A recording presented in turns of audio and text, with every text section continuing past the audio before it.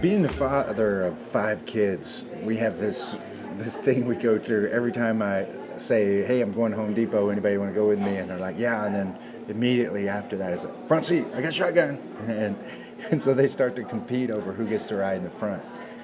And I recently, last week, I was able to go to camp and with the students, and so we went to this camp back in Oklahoma that I've been a part of.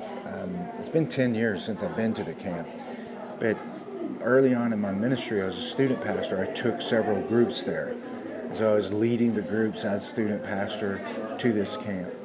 And then there was a period of time I was in a leadership position where I actually was the director or one of the leaders of the camp, had to maintain the schedule, MC, be on the stage a lot.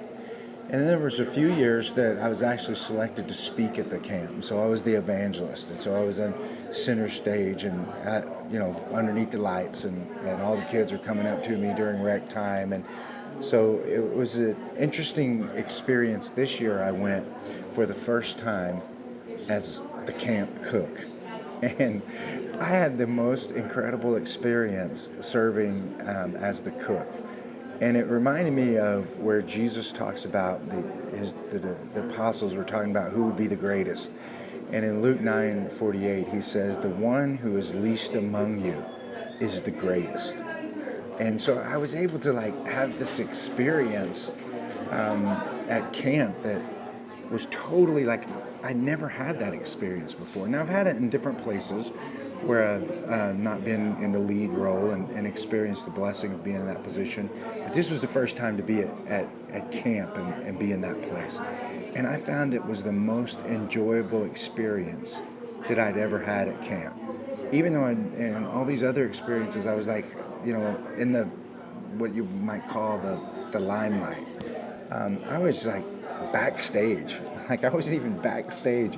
I was in the back of the cabin and was cooking for the kids, and I really connected with the Lord in a very deep and powerful way as I was finding this place of service that was new for me.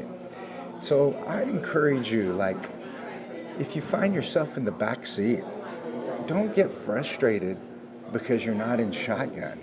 Look for where the blessings are, because Jesus is telling us, hey, the blessings are in the back seat. And the truth of the matter is that everybody who's in the position of the limelight, they couldn't be there if somebody wasn't willing to be in the back seat.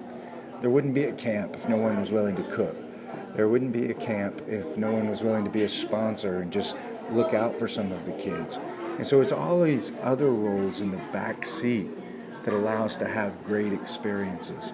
Don't get frustrated when you're not sitting shotgun, because I think Jesus is telling us in the kingdom, all the blessings are in the back seat with him. Have a great week, and we'll see you next time.